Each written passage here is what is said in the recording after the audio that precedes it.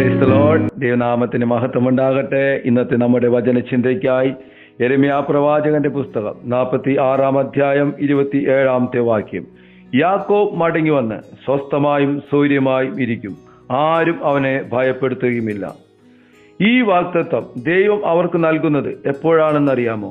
Israel ജനം പ്രവാസത്തിലിരിക്കുമ്പോൾ, അവരുടെ ദേവാലയം തകർന്നും എല്ലാം നഷ്ടപ്പെട്ടു ഇരിക്കുമ്പോൾ, മാനുഷ്യമായി ചിന്തിച്ചാൽ എല്ലാം അവസാനിച്ചെന്ന് തോന്നുന്ന സമ്പൂർണ്ണ തകർച്ചയുടെ സമയത്ത്, കൃത്യം ആ സമയത്താണ് ദൈവം പറയുന്നത്, നിങ്ങൾ മടങ്ങി വരും, നിങ്ങൾ സ്വസ്ഥത അനുഭവിക്കും.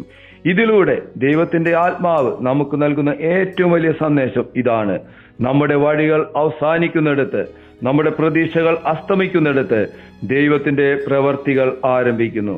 ഇന്ന് നമ്മുടെ ജീവിതത്തിലും ഇതുപോലെ സമാനമായ സാഹചര്യങ്ങൾ ഉണ്ടാകാം. നഷ്ടപ്പെട്ടു പോയ സമാധാനം, ആരോഗ്യം, സാമ്പത്തിക ഭദ്രത, അല്ല എങ്കിൽ തകർന്ന ബന്ധങ്ങൾ, ഇവയെ ഓർത്ത് ഇനി എന്ത് എന്ന് നാം ഭയപ്പെടുന്നുണ്ടാകാം. എന്നാൽ ഈ പ്രഭാതത്തിൽ കർത്താവ് നമ്മളോട് വ്യക്തമായി സംസാരിക്കുന്നു: നാം മടങ്ങി വരും. അതുകൊണ്ട് നമ്മുടെ തകർച്ചയുടെ ആഴങ്ങളിലേക്കല്ല, നമ്മോട് വാഗ്ദത്തം ചെയ്ത ദൈവത്തിന്റെ വിശ്വസ്തതയിലേക്ക് നമുക്ക് നോക്കാം. നമുക്ക് നഷ്ടപ്പെട്ടതിനെ അത്ഭുതകരമായി മടക്കി തരുവാൻ നമ്മുടെ ദൈവം ശക്തനാണ്. അവിടുന്ന് വാഗ്ദത്തം ചെയ്തിട്ടുണ്ടെങ്കിൽ അത് നിവർത്തിച്ചിരിക്കും. ഈ വലിയ പ്രത്യാശയോടെ, ഈ വലിയ വിശ്വാസത്തോടെ നമുക്ക് മുന്നോട്ട് നീങ്ങാം. ഈ വചനം നമ്മെ അധികമായി ശക്തീകരിക്കട്ടെ. കർത്താവ് നമ്മെ ഏവരെയും സമൃദ്ധിയായി അനുഗ്രഹിക്കട്ടെ.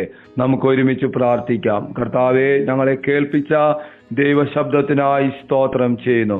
കർത്താവേ, ഞങ്ങളുടെ ജീവിത സാഹചര്യങ്ങളിലേക്കല്ല, അതിന്റെ തകർച്ചകളിലേക്കല്ല, വാഗ്ദത്തം ചെയ്ത ദൈവത്തിന്റെ വിശ്വസ്തതയിലേക്ക് നോക്കുവാൻ ഈ ദിവസം ഞങ്ങളെ അധികമായി ശക്തീകരിക്കണമേ എന്ന് പ്രാർത്ഥിക്കുന്നു. ഈ വചനങ്ങളെ കേട്ട ഓരോ മക്കളെയും യേശുവിന്റെ നാമത്തിൽ അനുഗ്രഹിച്ച് പ്രാർത്ഥിക്കുന്നു. അത്ഭുതമാക്കുന്ന ദൈവകൃപയ്ക്കായി സ്തോത്രം. യേശുവിൻ നാമത്തിൽ തന്നെ ആമേൻ.